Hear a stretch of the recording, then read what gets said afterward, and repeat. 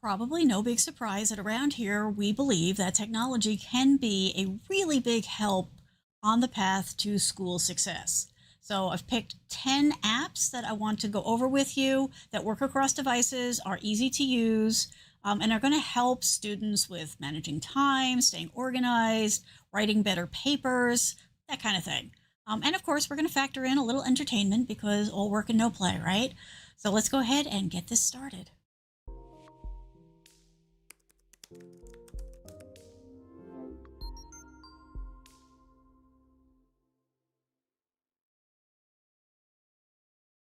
Hello and welcome. So, back to school for some people brings up some angst, but it doesn't have to be stressful, and it's a really good time. Like this pre going back to school period is a good time to start to investigate and prepare, investigate options, and test them out and prepare the ones that you're going to want to use going forward.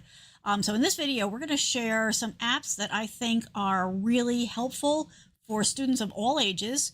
That'll help boost productivity, make you more effective and more organized. And we're going to, factor in a little bit of, downtime and unwinding.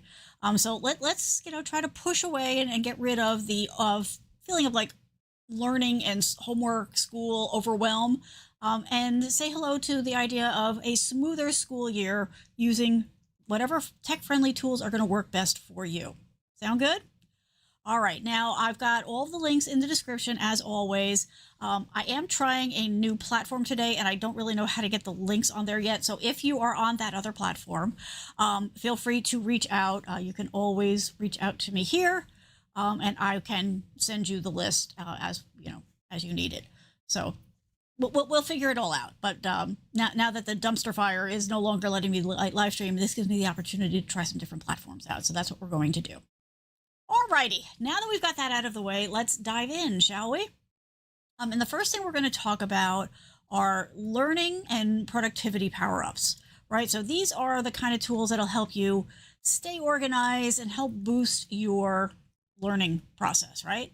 And I'm going to bring each one up just so that you know what it looks like, when you go and check these out. Okay, so the first one, let me get this out of the way, is called Quizlet. And this is a really handy and fun tool to help you go ahead and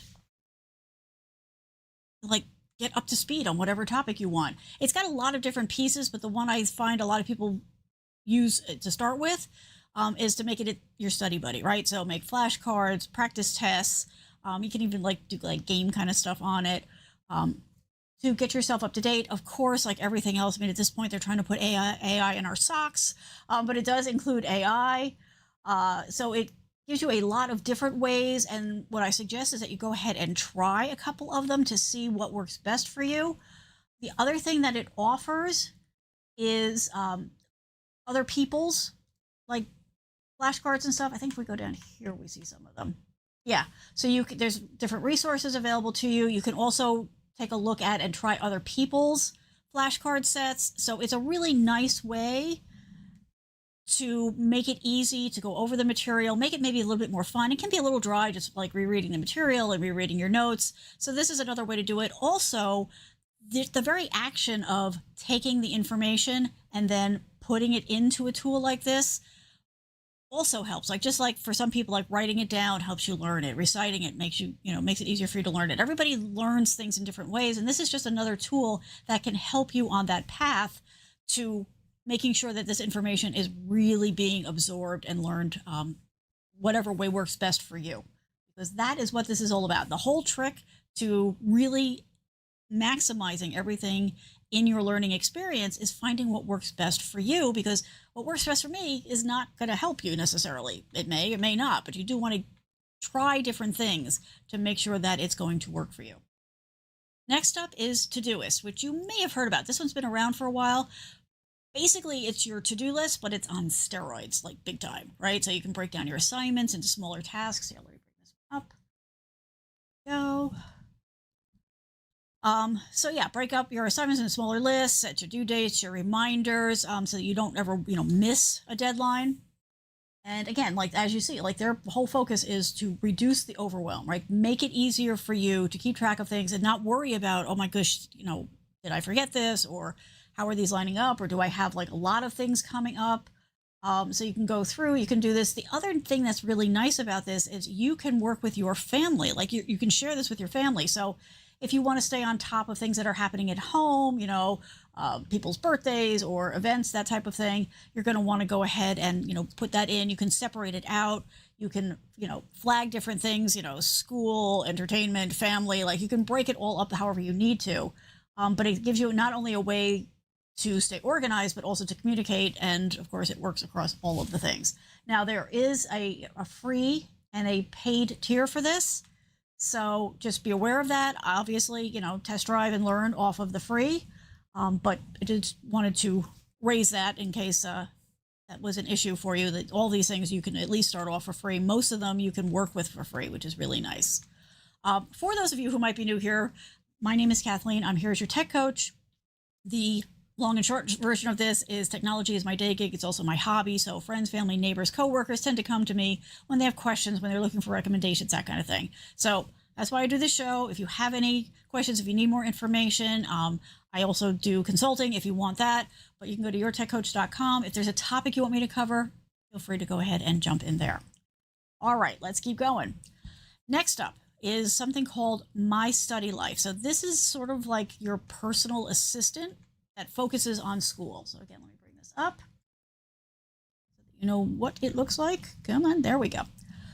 So this is an organization tool that is very much focused on schoolwork and learning. And so it helps you plan things, it helps you track things, it helps remind you of things that are coming up. Lots of flexibility in this one. And again, it works across different devices, so you're all good there.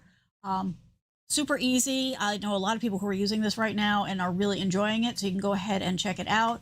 It also includes things like study tips and all that kind of good stuff. So lots of opportunities here for you to, again, the more organized you are, the better off you'll be and the less stress that you'll have as you go through the process. So the next one is something that you may not be familiar with, but again, this is a good time to go and experiment with new things that might help you during the school year. And in this case, it is a tool that you can use for mind mapping. Now that's a whole topic unto itself, but to kind of encapsulate it, it is about visual learning, right? So you can organize things, you can connect things, you can, add notes, you can add links, all that kind of stuff. So I'm more than happy to do a whole thing on mind mapping. I use it all the time. But if this is something new for you, this is a good way to give it a test drive. So let me bring this one up. And this one is called Simple Mind. So again, it's got a free version. It's got a paid version.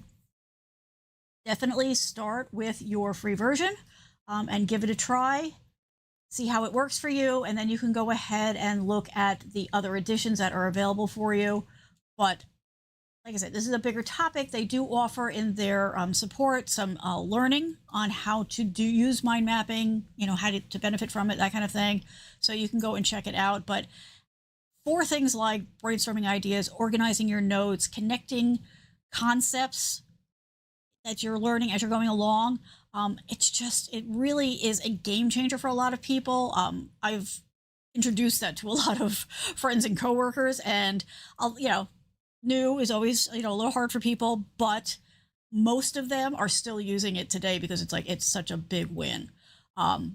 So I highly recommend it. If it turns out that mind mapping doesn't work for you, and that's always a possibility, a satellite or parallel move for this one would be Trello, Trello. I did not add it into the link list, but I will. It's another way for you to kind of core dump everything you're learning and then rearrange it however works best for you. So if one doesn't work for you, I promise the other will definitely be a big help for you. All right, let's bring up the next one, which is called My Homework. So this is another organization tool that is very focused on just schoolwork. It is customized for that. And some of the schools are using it. So if you go up here, you can check to see if your school is using it. You don't you aren't limited, right? So if your school is not using it, you can still go ahead and use it.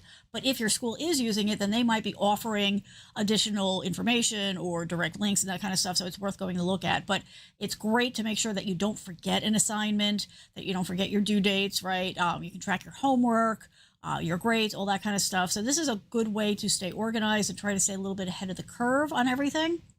So you can go ahead and check that out. Again, it works across devices. This you don't see too often anymore, but even on the Kindle. So you can go ahead and check it out. Like I said, it's designed for students, right? So it's a student planner, but also a lot of schools are using it for like all classes and stuff like that. So it is worth looking to see if maybe your school is making use of this app or something like it. Alrighty. So the other thing, just before I get into the next section, which is going to be about writing and researching and that kind of thing, if you want to get on the mailing list, I use that to stay in contact with you folks. I let everybody on the mailing list know first what the next topic's going to be. I do this show every week. I do it on Fridays at 8 p.m. Eastern time. I changed it, so I keep tripping over that. But that's the new time. It's Friday at 8 p.m. Eastern. You're always welcome to come and hang out in chat like some folks are now. Or if you're catching this on the replay, you could also just go ahead and jump in the comments if you have any questions or feedback or other ideas that you would like to share, other tools that you want to share. It would be awesome to share it with the community there. So feel free. All right, now that we got that out of the way, let's talk about writing, research, communication. I know that this can feel like a really overwhelming thing. Like we all have things that we're good at, right? So for me, I struggled a little bit more on the math side of things. Like that took more work for me. Whereas, writing, reading, book proposal, that kind of stuff, that was super easy for me. That just, my brain just really, that's my happy place. So having some tools on hand are helpful for anybody, whether, you're working on something that is fairly easy for you or something you struggle with more. So that's what these next ones are focused on. And the first one is one of my favorites, to be perfectly honest, and that's Libby.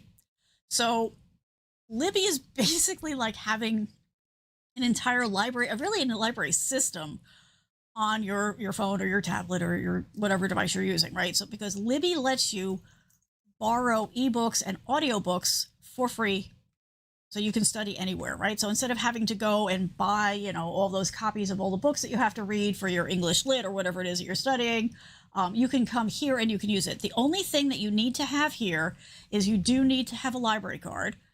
And if you don't, they will help you get one.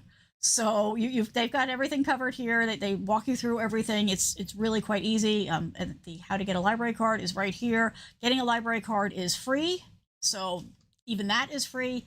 But this is just a super convenient thing. It makes it so much easier to, get through your reading list and all that kind of stuff. And also to read for fun, which hopefully, you'll get a chance to do. Or if you just hit a topic that you're curious about, you can go, and it's not just like your local library, but whatever library, group you're in, because most libraries share between libraries. So if your local library doesn't have something that you can download, then maybe another one does, and all those connections are made for you. So super easy, super fun. Highly, highly recommend this one. All right, next up is one that you've probably heard about, and that is Grammarly. So yes, let me just come back here for a second. Yes, I know that there's lots of AI tools out there that are available to play with and, work with your writing and make recommendations and all that kind of stuff. The reason I'm recommending Grammarly, and by the way, not sponsored, I'm not an affiliate of theirs, but because Grammarly is focused solely on writing, I think, and in the testing that I've done, because I've tested a lot of the different combinations here, I keep coming back to this one because I think it's just more reliable. I think it gives you solid recommendations. The speed is good. And also, as you'll see, it plugs into a lot of things. So yes, there are a lot of tools out there right now. I understand that. But the reason I'm recommending this one is because of its versatility. So there we go here. So, it does all the things, but it is 100% focused on writing. So I just think it's better. I think it's got better data to work with, but it also plugs into a lot of stuff. Where is that? So yeah, you can plug it into your desktop, Windows, Mac, browser, right? All the devices, Google Docs, Microsoft stuff. So this is something that you don't even have to leave the tools that you're working with. You can just go ahead and use it in whatever you're doing. So do recommend taking a look at it. Again, I think there's a free level, and then there are paid levels. And always start off with the free. Many times that's all you're going to need. But if you do find that you need to bump up, there are different options available. So I do recommend checking that out when you get a chance. In particular, I find it's really helpful with like some of those sticky grammar rules. It's like, oh, is it this or is it that? Spelling, sometimes you get really involved in what you're doing and your fingers get a little bit ahead of your brain. So it really does help polish things. It is not going to write for you. Okay, so here, let's go there. Okay. You don't want AI doing your writing for you. I swear you don't, right? The best way that you're going to learn this material, the best way that you're going to get what you need out of your education is if you do the writing. Then it's fine to go and use one of these tools. One of the biggest things with the AI stuff is, well, first of all, it's not really AI, but we won't. Okay, it's artificial. Yes, it's intelligence. No, all it is regurgitating other people's writing for you. So one of the biggest dangers with the AI, having AI do your homework for you, is that you're going to get hit with a plagiarism strike. You don't want that. Okay, you don't want that reputation. You don't want to have to deal with that mess. So I do recommend you write your own stuff, you do your own research, use the tools for a little bit of guidance or ideas or help, but then you can go to something like Grammarly to go ahead and polish it up and get it to the point where you're feeling solid about it. There's a big difference between having AI do the work for you and having AI help you polish things and catch the things that maybe would lose a couple of points. Hopefully that's clear. If not, I'm happy to go into details about it. All right. Next up is something called Bookly.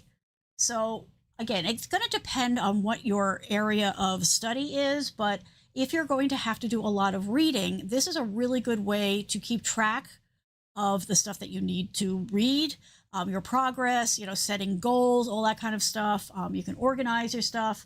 And again, it works across a couple of different devices, a couple of different OSs.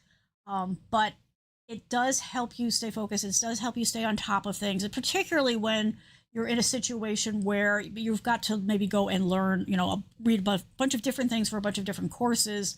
I find it just, it's like it makes it easier to stay on track and also to come up with a schedule. It's like, oh, okay, I'm pretty good on this one. This one I've been lacking on. I need to go and read this, a little bit this weekend. So you can use it to track your reading progress, maintaining your goals. You can get organized with it.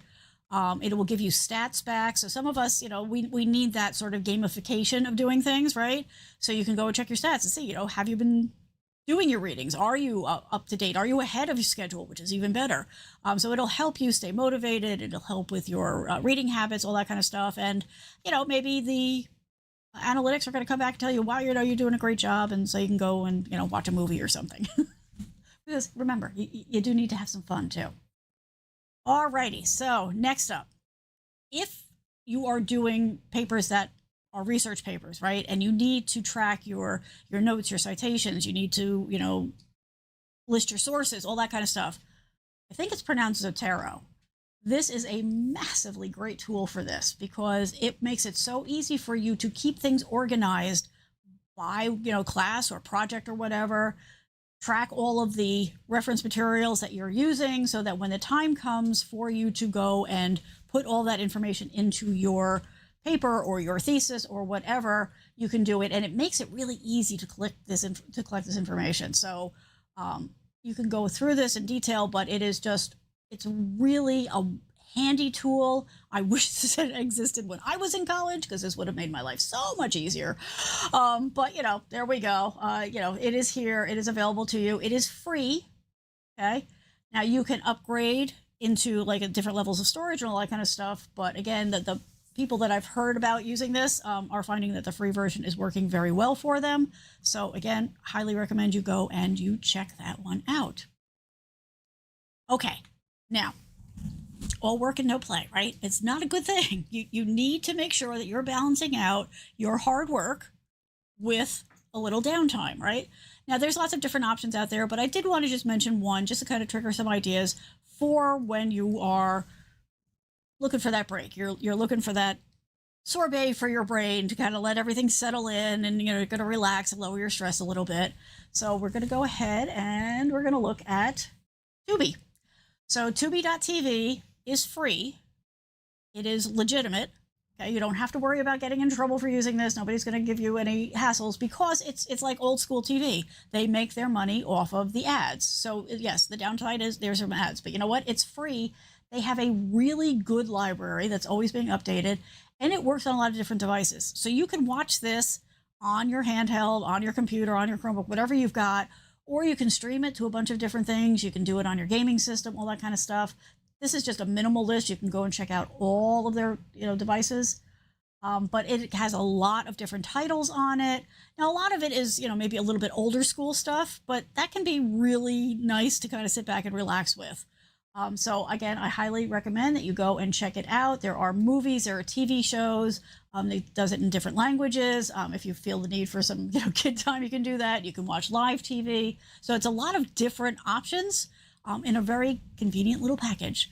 You can go to the website. You can go ahead and use their app, whatever works better for you. But these are all different options because, yes, it is important to take a break every so often, have that bit of downtime.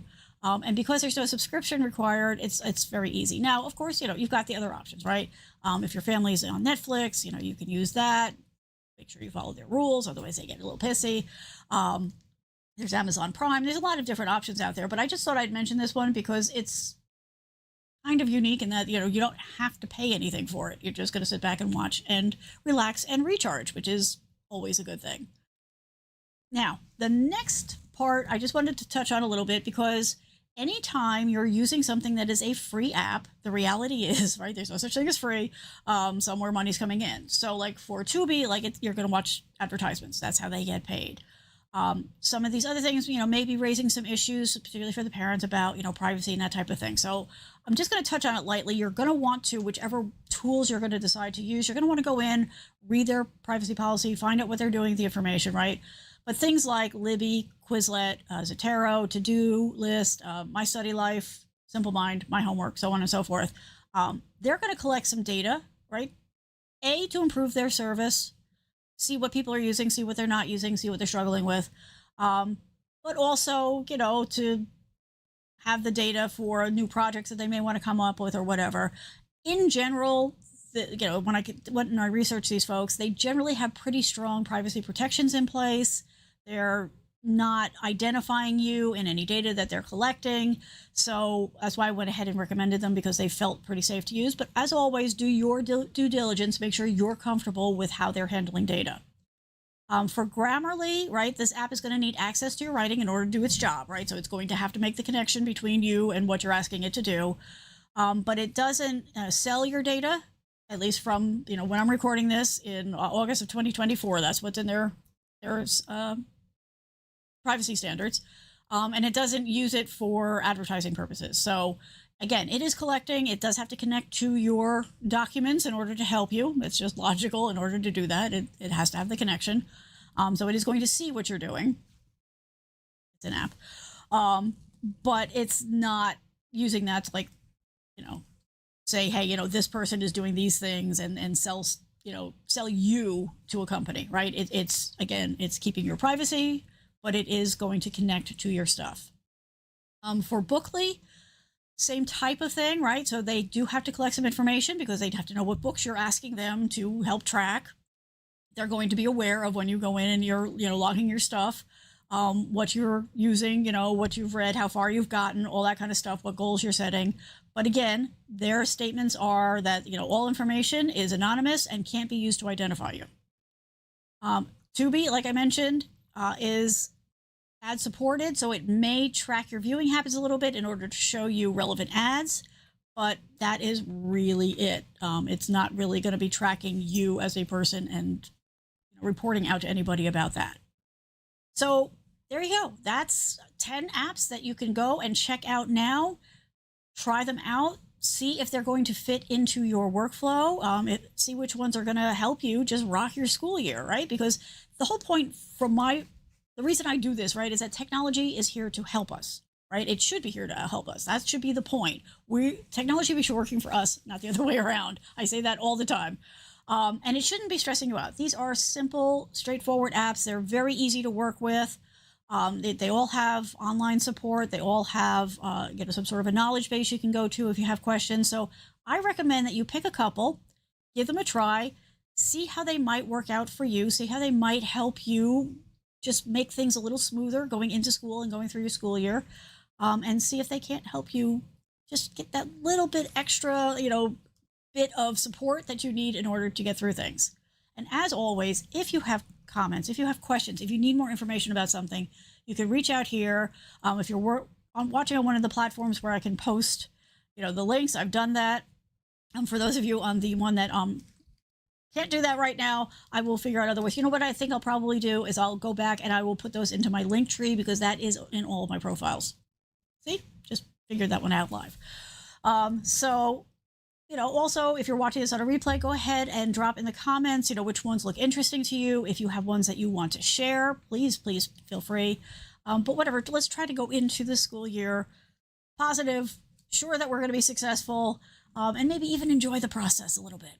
It's possible. It really is possible. I was weird. Like I liked going, back to school shopping. I liked getting the pencils and the paper and, the backpacks and all that kind of stuff. Yeah, it burned off after a couple of months, but I was excited to go and learn new stuff, because I get bored if I'm not feeding my brain new stuff. My brain gets very, very angry. So yes, if you try to look at it that way, hopefully that will work. Okay, so for you folks who stick around to the end, as always, I have some bonus tips for you, because I really do appreciate that you stick around. So these are some other things. These are not apps, but these are other tools that you can use to help you with your education process. I have props for this one. Okay, so first up is Rocketbook. Okay, Rocketbook, if you're not familiar, is a fabulous tool. And it comes in different sizes. Whoops, sorry, Murph. Something over that he doesn't like that, right? So regular notebook. We've got index cards. We've got like what we used to call assignment pads. I don't know what people are calling them these days. Also, they do, love this, reusable Post-it notes, right? So you peel this off, it sticks, you can move it around, you write on this. But the whole thing about the Rocketbook is that you get a special pen, and you can get different colors and different sizes and stuff like that, the friction pens. So you could write on these. They all have a little QR code on them, and you write whatever you need to write in them, draw whatever you need to draw in them. If you want to save it so that you have it online and it's accessible in other places, you load their app, which is free, and you go ahead and you can scan the page with the camera on your device, and then it loads it wherever it is that you want to store it to, and you're good to go. This for me is so handy, because I have always had a nasty habit of taking really, really good notes and then not having the notes where I need them when I need them. So this solves that problem, because I can take my notes in whatever format I want. Like I said, I've got a bunch of these laying around. This is a new favorite of mine, because it comes with the divider, so you could use it like a multi-subject notebook. Let me just say, because I use this for work, I need to make sure I don't show anything from work. But yeah, there's different style pages. You can use the dot. Yeah, I'm really using this heavy these days. Okay, here we go. So, you've got regular lined. You can get ones that use all the different, like the dots, for the grid, if you prefer that. What is the one? My brain is going to, anyway, there's a bunch of different ones. So if you go to getrocketbook.com, you can go and check out all of the different options they've got. They tend to do some pretty nice sales for back to school, but you can go and you can check it all out. You can check all the different combinations, and then, of course, they've got different colors and stuff. But whatever size works best for you, whatever color, you can do it on whiteboards. Like, there's all kinds of really cool stuff in there, and they keep expanding it all the time. But I highly recommend that you maybe think about that and check it out, because taking your notes, right, and then having them wherever you are, right? So when I have them on my phone, what I do is I save them to a Google Drive. I also tend to email them to myself. I also have them in the app. So that way, however I need them, wherever I need them, they're there and ready and waiting for me. So highly recommend checking those out. Not only is it really helpful, but it's also eco-friendly, right? Because we're not killing trees for no reason, and we're not wasting all that. So that is super important. The next thing I want to recommend that you think about is a Chromebook. Now, I have my silly stickers on this, but a Chromebook at this point really replaces having a computer, like a full-fledged computer, because there is so much that you can do on this. I have been really beating on these the past couple of years because I wanted to see just how much I could get out of it. And I am really impressed with how much I can actually do on these things. And they are, cheaper than a lot of laptops or certainly desktops. So there's lots of different ones. And what I recommend is going above the baseline ones if you can afford it, and get one that has the stylus, right? Or one that is compatible with different styluses. So you can get third-party styluses. Let me grab one like this one, right? So you just need to check to see what's compatible with the device you get. But this works as communication, note-taking, research, reading content, and entertainment. Because the other thing, a lot of them that have the stylus and are touchscreen, they also work for entertainment, right? So you can turn it and you can hang out with your friends and you can watch videos or movies or whatever.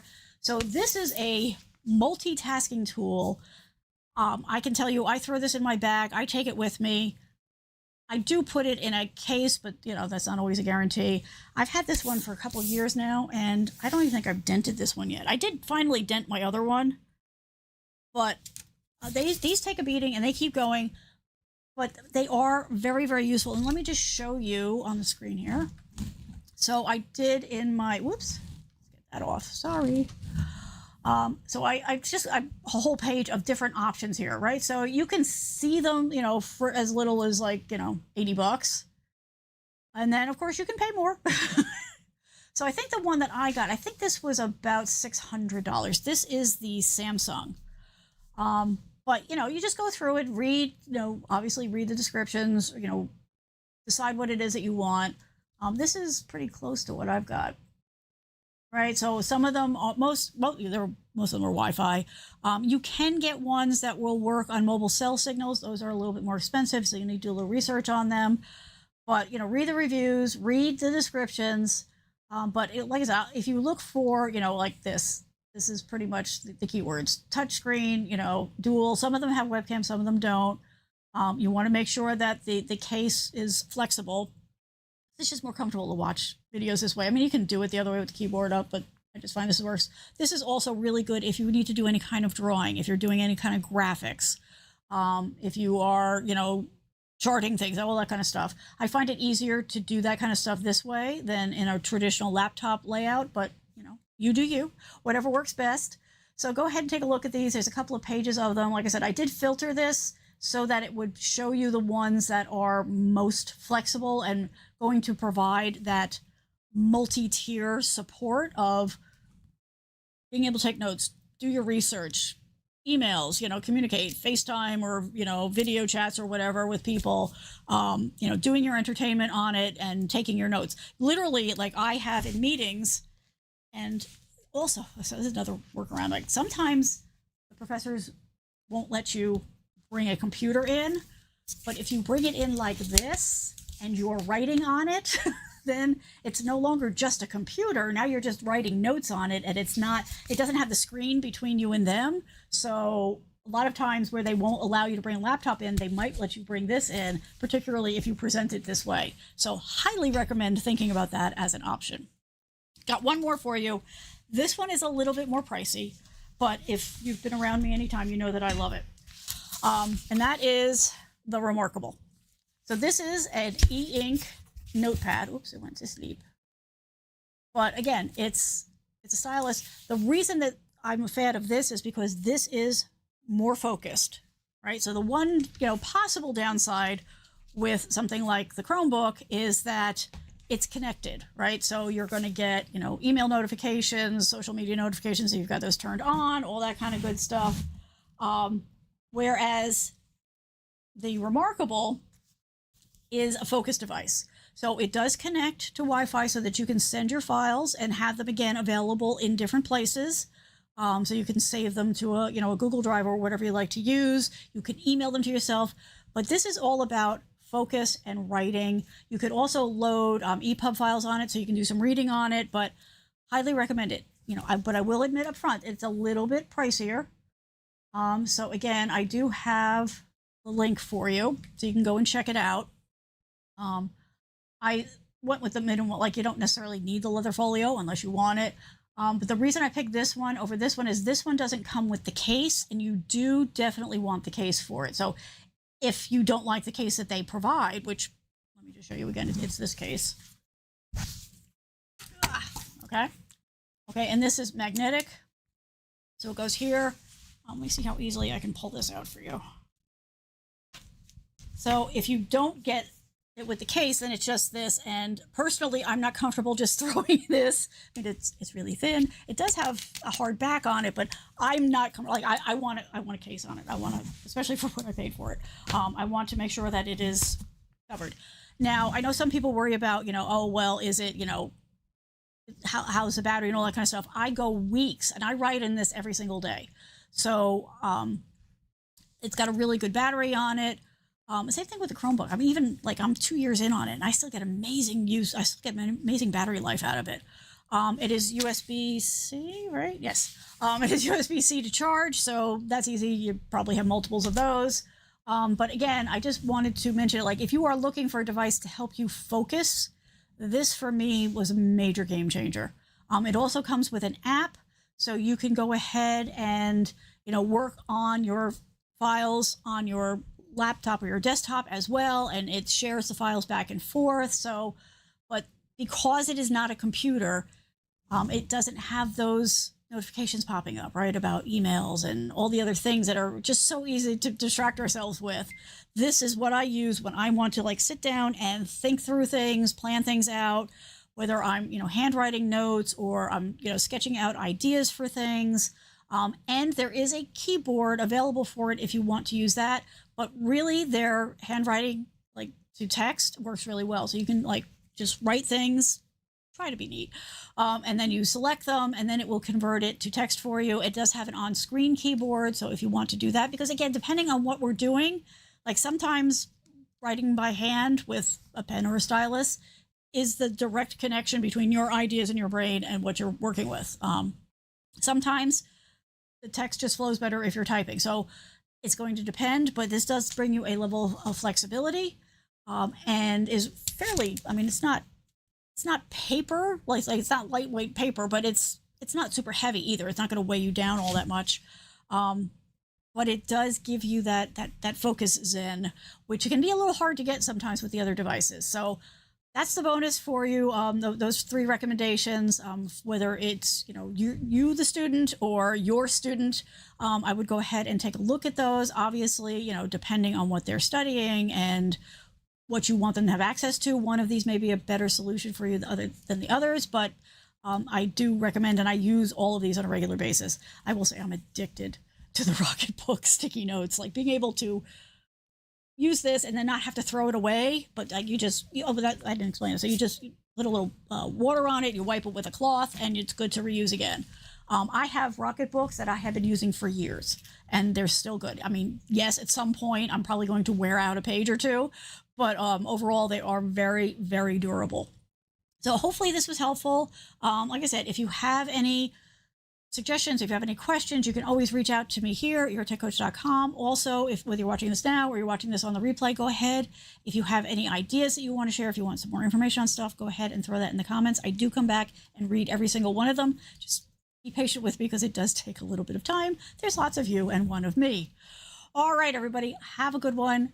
Try to go into this, ready and excited to learn new stuff. And hopefully some of these tips will help you. We will talk again soon. Have a good one. Bye.